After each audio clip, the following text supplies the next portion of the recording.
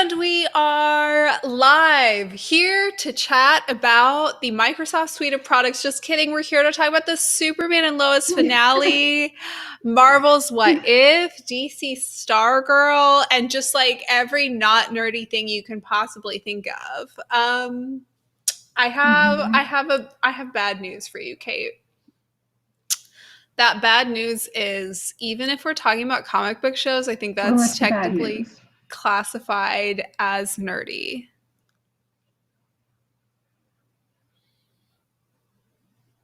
You see, I've never really shied away from that title. I've quite fully embraced it, so I'm not terribly upset about that. It's okay. I love that. Okay, so we're in great shape then. There's a lot for us to talk about this week. I know we had the Superman and Lois finale, and not only did I watch that, I was like reading EP interviews. I was like going ham on this. I'm so excited to talk about the finale. I also watched both episodes of What If this week. I know you had watched the first one prior to last week's episode. So we could talk about that. I'm so excited. And then we could just talk about what else we watched this week and what else we read this week. Because good news, Kate has read some books this week. So you might get to hear about some things other than Bachelor in Paradise. Yay! Okay. Do you think. Yay, we're going to have a Kate's heated moment. I love that. Go ahead. That's what I'm most excited for. But before we get into all of that, Kate, do we have any news for this week we should go over?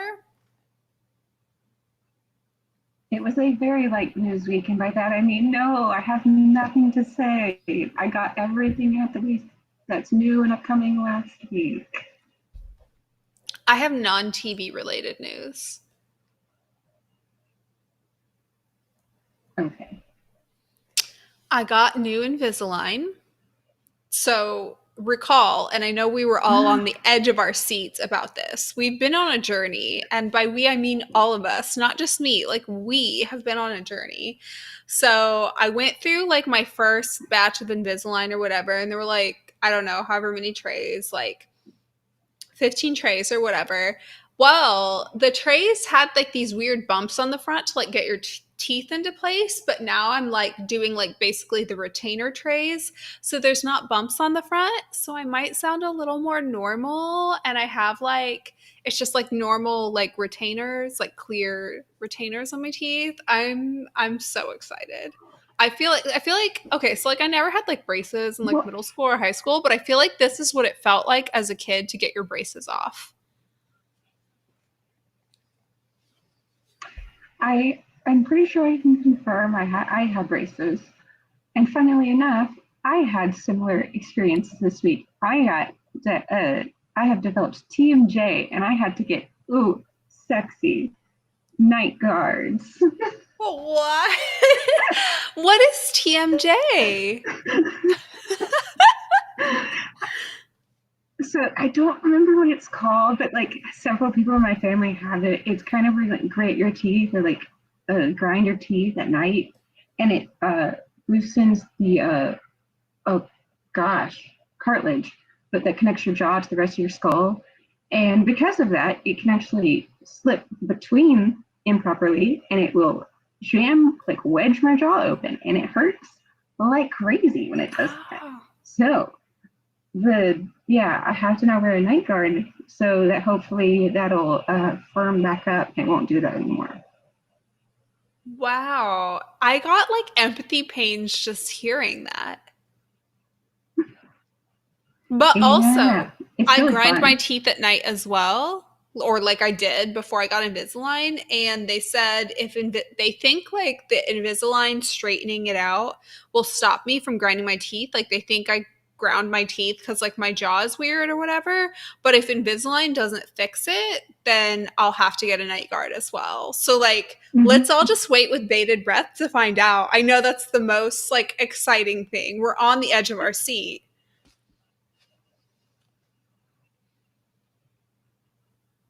Yeah. Mine comes more from instead of like gritting my teeth, I like bite down really hard. Probably from And because of that, like, I apparently,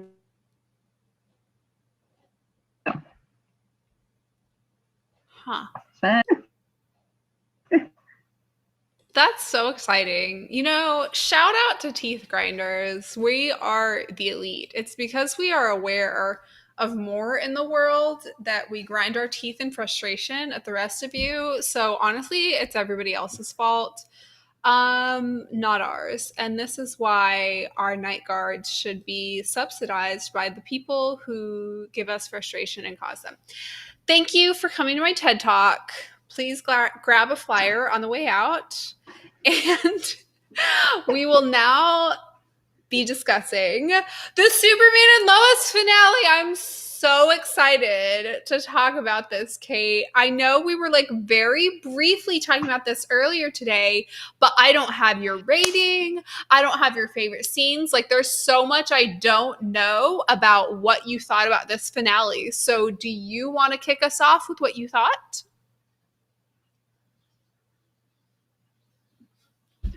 sure. So, I mean, ratings wise, probably like a 9 out of 10, almost like a 9.5 out of 10 for an episode, especially finale, especially a CW finale. Um, it was a fantastic episode. I can make some complaints, but really, the plot was good. I love Lois. I keep saying it. It was very good at like tying all the themes that they've explored together without like being like over like heavy handed with it, which is really nice. Sometimes, especially in CW shows or the like, when they are trying to like tie up a storyline that they're exploring themes, they do it really heavy handedly, and they didn't with this one, which was great. The acting from I would say like 90% of the cast was spectacular. Um, the scene where Lois goes into Jordan's subconscious was probably my favorite scene, um, because first her acting is just stellar. It like she cries better than like most people that have to cry regularly on TV. Um, and it was just like how well they cut together all those like tiny little snippets of his struggles throughout the season, and you see her maternal like fear and worry and concern. But then the great thing also is intercut with Jonathan, who's been a fantastic actor and player in this series, um, also having to confront his brother on a very external level. And I think it's great how they kind of use both what his mom was saying in his subconscious and what Jordan or Jonathan was saying to him. Kind of basically like his last moment, he thinks he's going to die, and all he has to tell his brother is that he loves him. I'm like, okay, all right, you're doing a good job.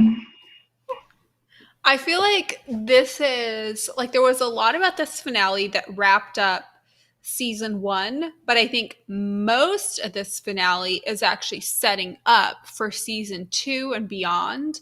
And I think the emphasis on the fact that the brothers are like that Yeah, they have a bond, even though the fact that even despite the fact that currently they're kind of on different I guess like life paths in regards to their powers, where they are in school and interests and familial connections and even moral code to an extent. We're kind of seeing them diverge, but you can see that a heavy priority of this show for good, this is what we want, is the brother connection, the fraternal connection. I think this finale sets that up. This finale sets up Lois having to be a maternal presence in multiple spaces. This finale sets up Clark's ties to Smallville, other than just his family. Not that that's necessarily, I guess, required, as Smallville is just a stand in for his humanity. But there's just a few things that they had throughout this finale that I was like, interesting. This seems like a bold setup for season two more than a wrap up of season one. And I'm not mad about it. That's not a complaint at all. Like, I love a good, like, ballsy setup. And it wasn't like a setup where it's like, we're going to make everything a cliffhanger because we're going to make you want season two. It wasn't like that. It was just that they boldly continued stories and set up season two themes with what seemed to be the assumption that they would get season two. And I don't know the timeline of renewal or whatever. Like maybe they did write this finale knowing that knowing that they would get season two, but that was just the impression I got. I actually got the opposite impression. Okay. So I will agree with you that they left tons of things that they had like heavy. Well, not. It's very much clear that they have left room to explore. But to me, for the most part, until the final scene, it very much felt like they wrote this not knowing if they were going to have a second finale or second season, and it definitely left a lot of room for exploration. I mean, there's clearly room with General Lane stepping down, with Lois buying out part of the Gazette, with Clark kind of talking about his love for Smallville. I think we're going to have to start to see more of him like actually explore relationships with people of Smallville, because I think actually we got more stuff about that with Lois than with him. Because to be honest, we didn't get a lot of Clark, we got a lot of Superman. We are going to see more exploration of the brothers, their own relationships, their lives and stuff like that. All of that was set up. And then, of course, the final scene set up the Natalie, I think that was her name. Natalie coming down and figuring out what that's going to be about and the repercussions of that. All of that definitely set it up. But it also, other than the Natalie showing up, very much served to as a kind of like a tentative bow. Like, this is closed enough that if we don't have another season, I think we're all satisfied understanding where everybody stands, like where everybody is. Like the Cushings are staying, the Kints are relatively happy. You kind of have a predictable trajectory where they're going, sans a new villain in the like whatever would happen villain wise. But I also do agree that they had enough left over that while we can predict what would happen, like we can see a trajectory that can also still build off of that and make another season. Yeah. I mean, you're right that they wrap up like all of the main interpersonal storylines and give somewhat of a happy ending. I guess as much of a happy ending as you can have with like kind of an under the tree funeral in the last 5 minutes. Yeah. But like it is happy and that wraps up. But there are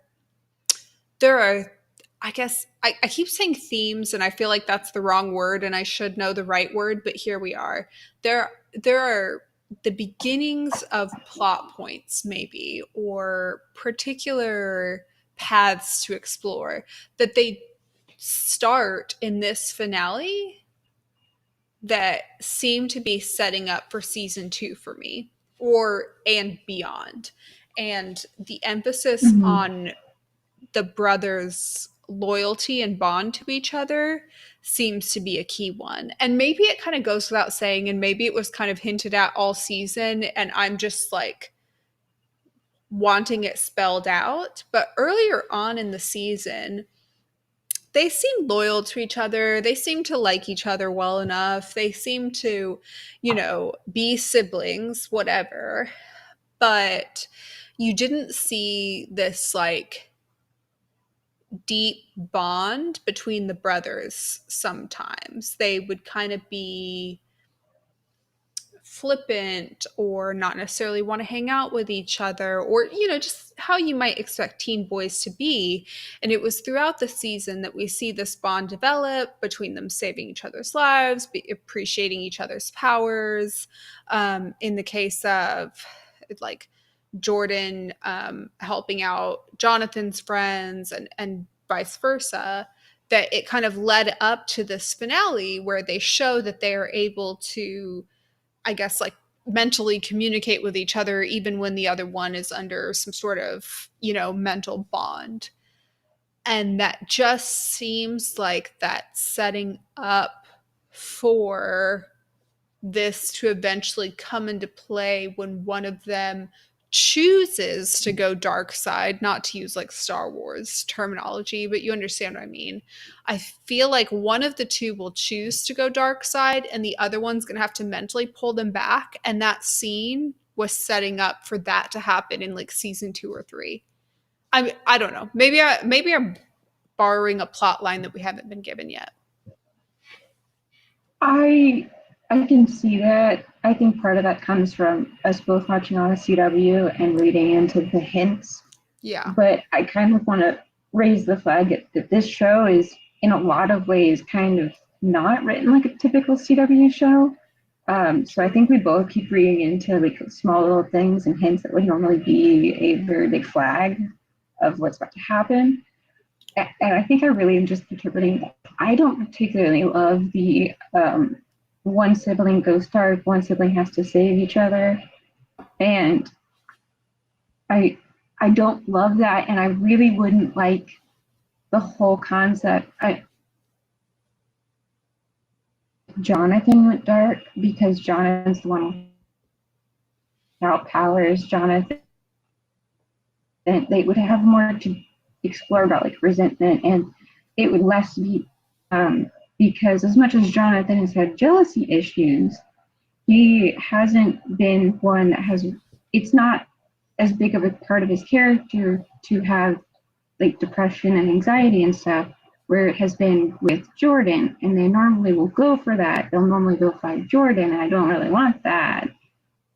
And I just don't love pitting against each other. I don't love us building up a really high bond of trust for us to destroy it. Maybe that's my frustration from like Civil War season 6 of Arrow showing. I hated that part of that. I liked the rest of the season. Did not like the fracturing and the blame game and just the miscommunication and not listening to each other at all. And I think maybe that's what I'm steering away from. I can see what you're saying about the hints of that, but I'm kind of voting against it. I'm more kind of wanting it to be a more realistic interpretation of a brother's bond where they'll fight sometimes, they'll hurt each other sometimes, but ultimately when it comes down to the line, they love each other the most, they're going to protect each other, they're going to be there for each other.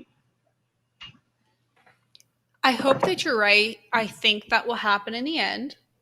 Like, in the grand scheme of things, I am led to believe that they will both live and that they will both be good in the end. On the road to getting there, I think we're going to see some progressive dips into the dark side, but I'm not wishing for that. I just think it might happen.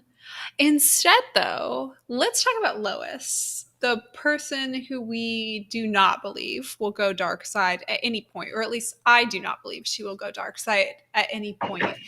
Do you have I know, same. Do you have Never could, never would. right, mother of the entire universe, do you have any favorite moments of Lois from the finale? I I really love the one that you were referencing where she is pulling Jordan back and goes into his subconscious.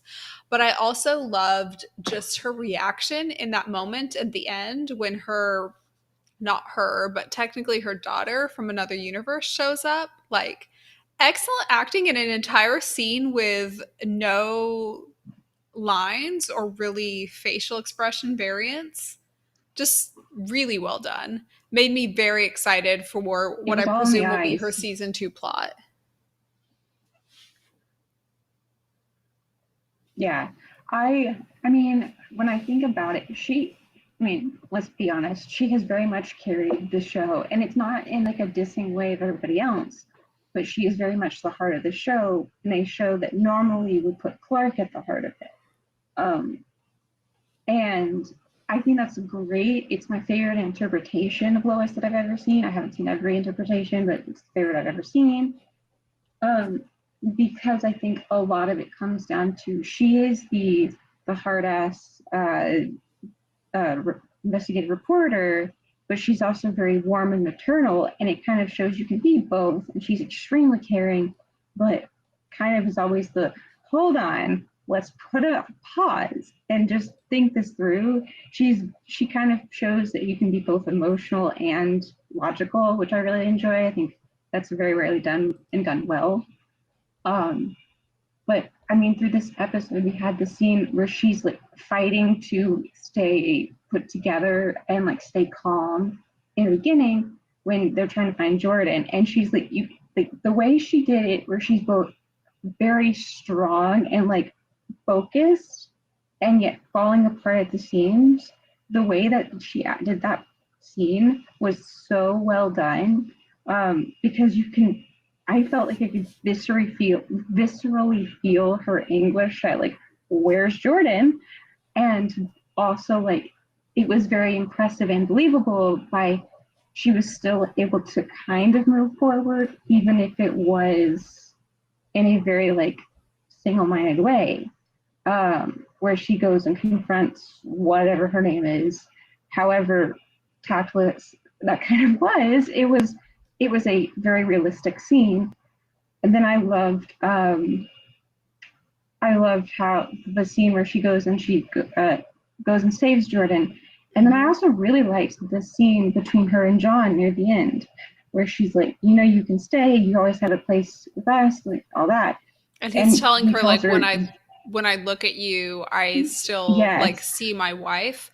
What occurred to me in that scene was like, okay, you and I have watched Arrow and all of the crossovers where we've dealt with multiverse stuff, and we've dealt with situations where one person's talking to one character but they see another character. You know what I mean? Like, we've seen Oliver interact with other versions of Felicity, we've seen other versions of Cisco, we've seen other versions of, we've seen Dark Barry, we've seen the, mm-hmm. like all of this stuff. And it occurred to me that that scene, like while watching it, even though it was familiar, this idea of one character interacting with a doppelganger, for lack of a better word, of another character, that felt like one of the most realistic and like poignant versions. Like, I felt for them. Like, I actively Yes. enjoy Superman and Lois together. I am a Superman and Lois shipper. I'm not going to ever ship Superman with somebody else. I'm not going to ever ship Lois with somebody else, blah, blah, blah. But like in that moment, like I felt the angst, and it kind of came unexpected, this like angst between the two of them.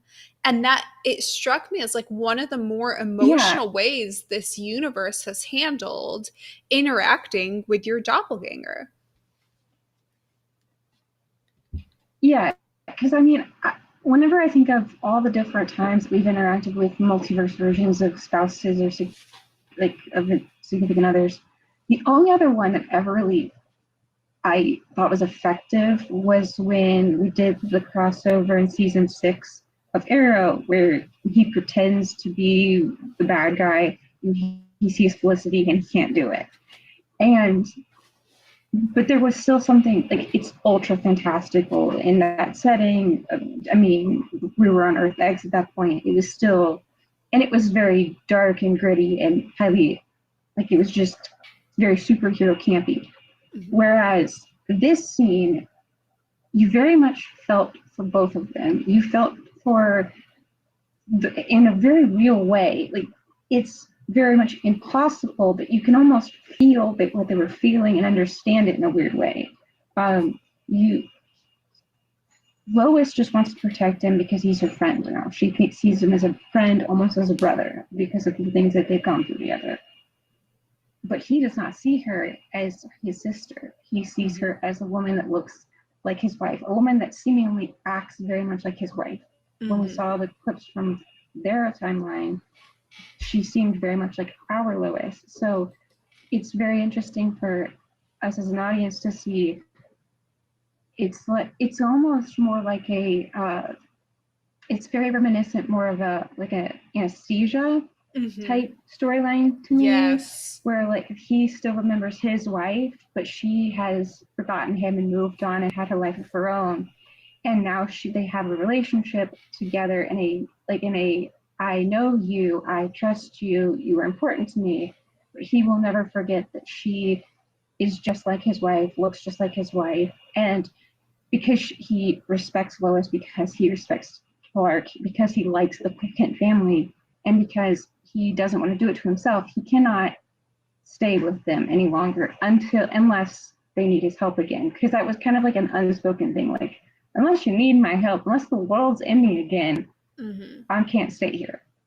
And then, of course, when Natalie shows up, that question is, there's a wrench thrown into that.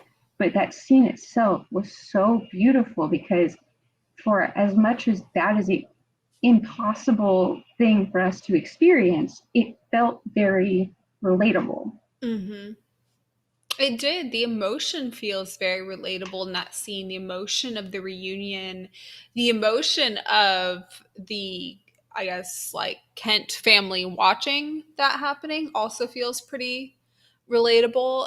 And it just makes me so excited for season two because I'm genuinely so excited to see how they show a dynamic with her and her father in this universe that isn't theirs, plus Lois, who is not her mother but looks like her mother. I just feel like there'll be this increased transparency in the level of emotions that makes her feel.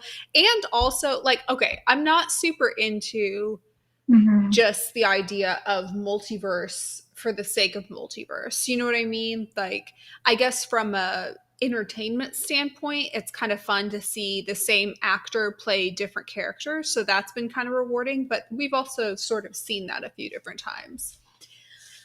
But because they had previously in Crisis shut down for the Arrowverse this idea of multiple universes, and now they've opened it back up. I'm just kind of excited to see in season two how they define it and where they leave it because they've already set up in, I guess it would be 2 episodes ago now, they referenced what's her name that was hitting on Jordan. She was saying like her dad got locked up by the Flash. So we're already seeing these little references of like, oh, her dad's in jail in Central City, but she's here, whatever. And we're seeing that the shows can like impact each other and play across shows to some extent. Now we have the multiverse reopened back up. How is the multiverse reopening back up, potentially ish, going to be impacting some of the other shows? I'm interested to see how that kind of plays out. And I hope it's not just playing out in the sense of like, oh, now we can have multiple versions of the same character again, just like we could before. It's just not shut down anymore. I I'm interested to see. I'm interested to see kind of how they navigate the relationship with Natalie and Lois and the rest of the Kent family and all that.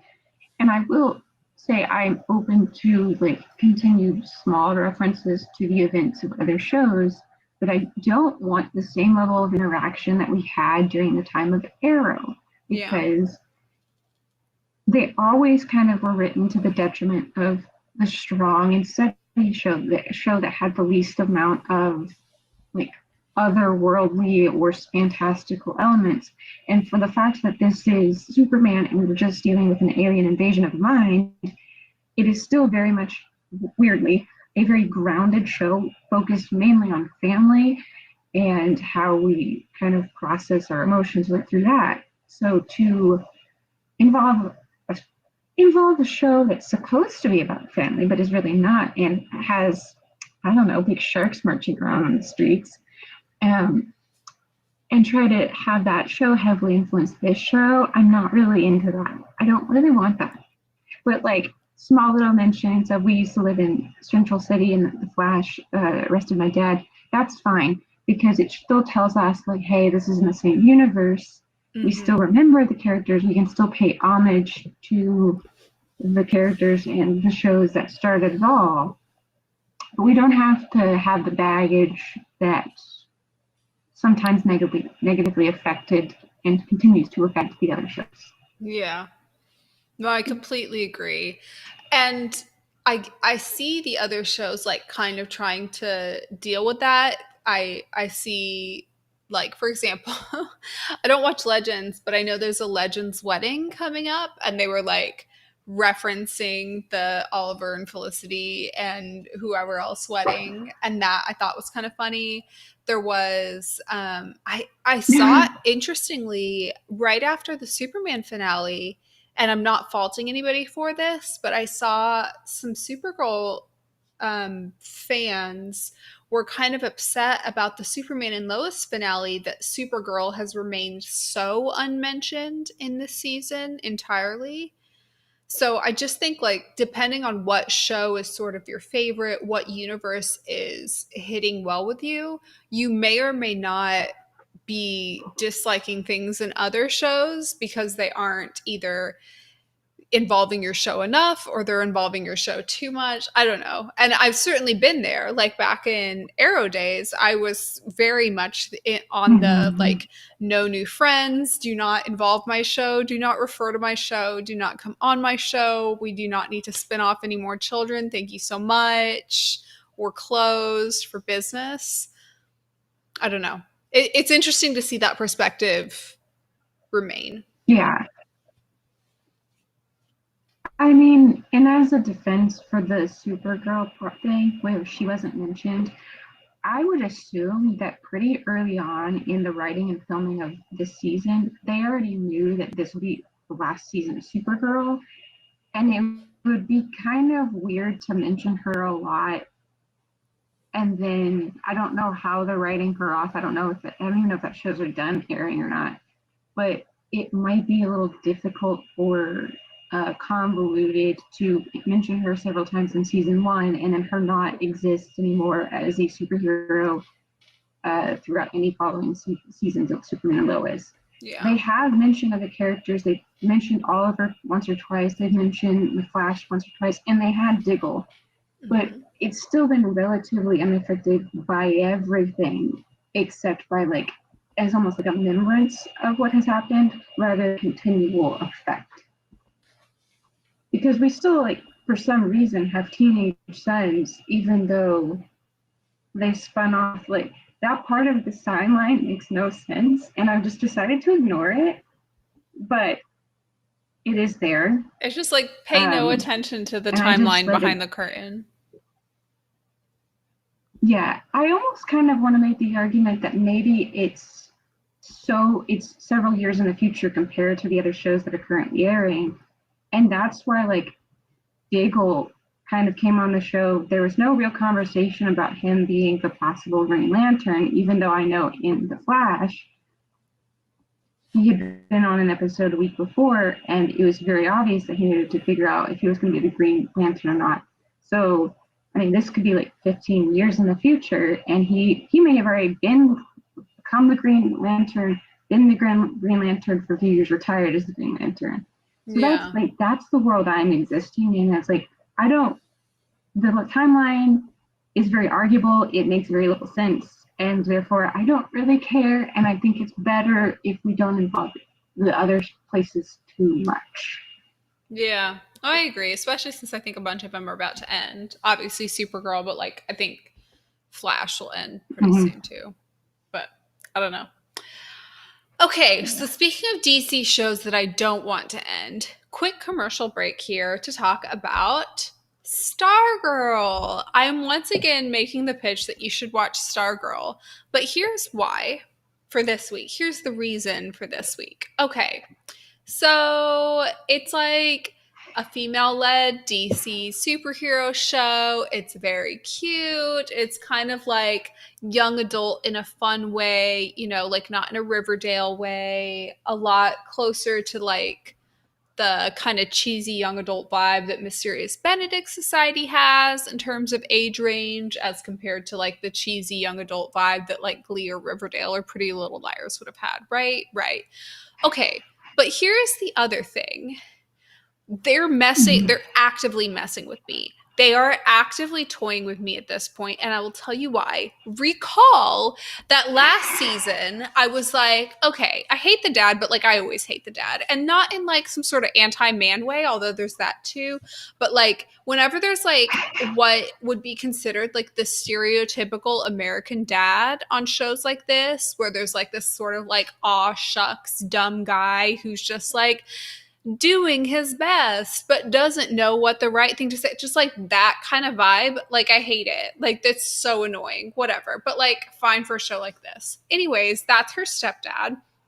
And like, he's a good guy. Don't get me wrong. I thought he could be villainous there for a while, but it was wishful thinking. Like, he's good. He's good. Okay. I just don't like him.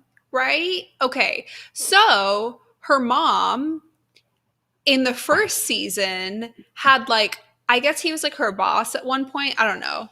Or I don't know what he was, but there was like the villain in the first season, and her mom and the villain, who's like an adult male around her mom's age, had fabulous chemistry. Like, such good chemistry. Okay. So I'm like, oh, interesting. Is her mom going to become a villain, or is her mom going to turn the villain? Whatever. You know what I'm saying? Because I didn't like her stepdad. Anyways, that wasn't the case. But at this point, they're toying with me because they have a new villain this season who's like a guy around her mom's age whose first scene was with her mom. And it was like slightly flirty, but not like in an obvious way. He has fabulous chemistry with her mom. And I'm like, oh, they're just going to mess with me every season, where it's sort of like, we know that there's a demographic watching this that does not care about the teen romances and just wants to see like the cute mom end up with like some sort of like villainy male or whatever, aka me. I'm the only viewer in that demographic. Like, me pretending that's a demographic when that's literally just me. Anyways, I feel like they're going to do this every season now. I feel like everybody, like, they know that nobody ships the mom and the stepdad, because that's like the dumbest ship ever. Anyways, not like you have to ship parents. Like, they're gonna be together. Like, it's a kid's show and their parents. They're gonna be together forever. I don't like them, but like, whatever. Anyways, her mom needs to end up with a villain. Thank you for coming to my TED Talk. Please watch this show.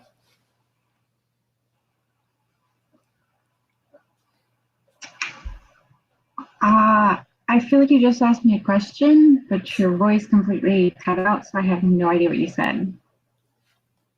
No, I just told you to watch the show. That's all.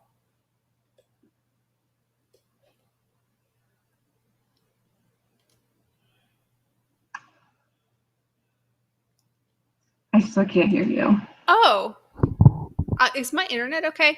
I was just telling you to watch the show, and I was talking about really wholesome ships on this show that I have, like really top quality, only wholesome. I only ship the good guys with the good guys type of ships, as my justification for you needing to watch this show.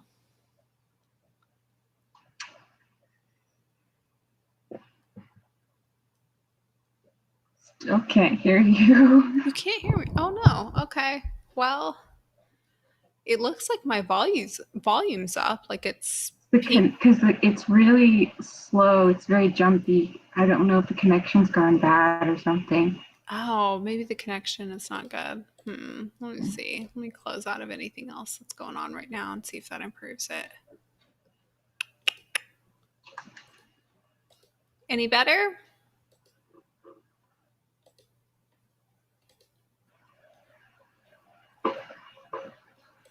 Can you hear me now?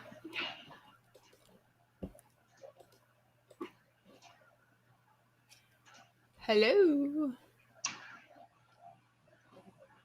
Well, it is not my headphones, because you're still not making any noise. You still can't hear me. Okay.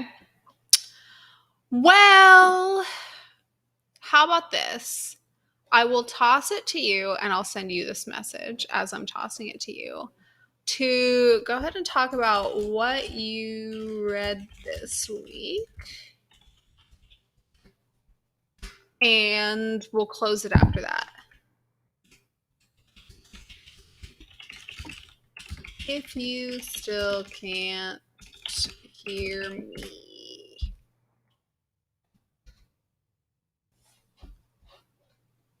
How's that?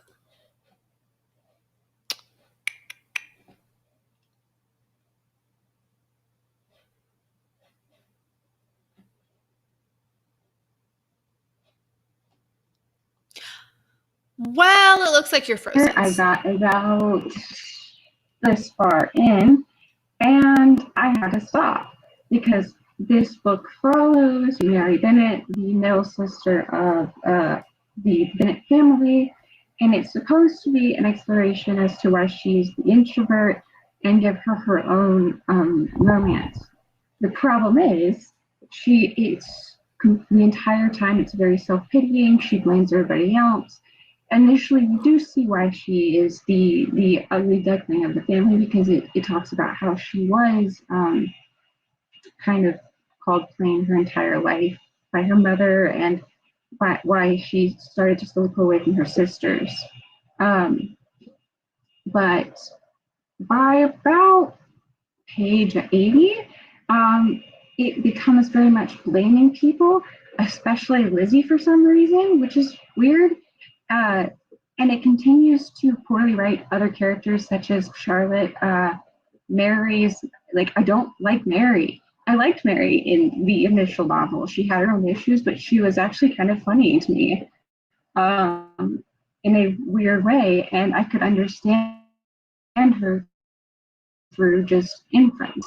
But this book, because it's just like confirmation of what she should be like, she's a very unlikable character now, and it's frustrating. And Charlotte is extremely vindictive in this retelling. So then it jumps 2 years into the future, and it's telling you about Lizzie and her marriage and husband.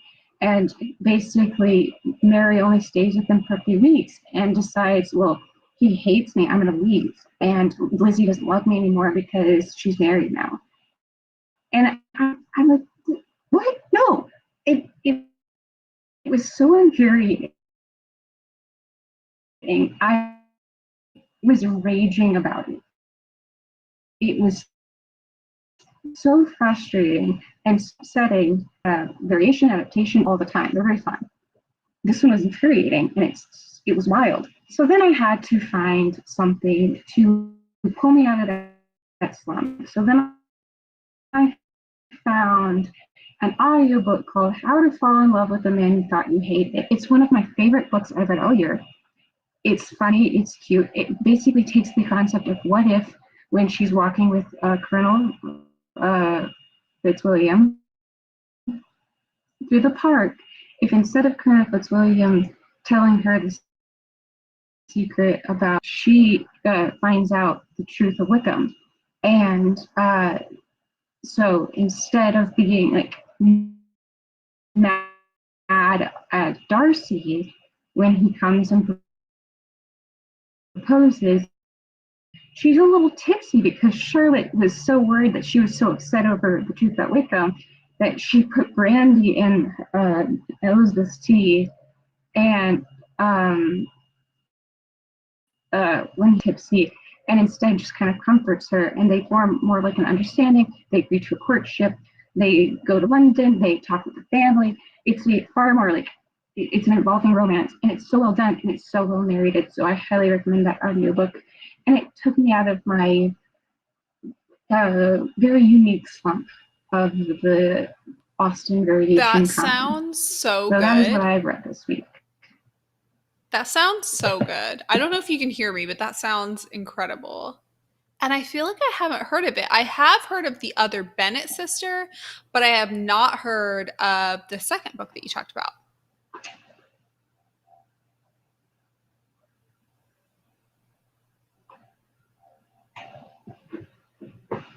I'm assuming from the pause that you still can't hear me. I will type the exact same thing. I'm assuming from the pause that you still can't hear me. Okay, so given that, we are going to wrap this up on a wholesome note with Kate's reading and book Yeah, recommendations. I still And can't hear you. Kate has confirmed she can't hear me. Fabulous. But she can read my messages. So try lip reading while I wrap up.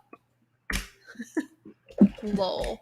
Okay, so what I'm going to do is I'm going to hold the What If question mark series by Marvel So you're till frozen on my screen, but I've got my phone pulled up so I can watch the live. So that's how I'll look read. Okay, perfect. Hopefully the audio is coming through on the live. Who knows? So what if we're going to go ahead and hold till next week, where we will talk about episodes 1 through 3. And fortunately, due to audio issues, Kate and everybody else is now spared of having to hear about Bachelor in It is Paradise. the live has audio. Oh, awesome. The live has audio, guys. Good news. You can hear my super annoying, strident voice that is, and I do repeat myself on this one for this week, something of a 17th century librarian vibe, if we're being honest. Next week, we will talk about What If episodes 1 through 3. We will also talk about my completed marathon of Virgin River. We can also talk about Riverdale if anybody wants. The narrator, nobody wanted. And we will also have Supergirl returning to chat about. So there'll be a few options there. But mostly What If. I'm so excited to talk about What If. I have a confession to make as it pertains to What If, and I will not confess it until we actually get to talk about it live. So, without further ado, I will see you all same time, same place next week. Kate and my information is in the description down below. And with that, goodbye. Kate, if there's not too much of a delay, you can also say goodbye. Let's find out how much of a delay there is. Oh, there we go.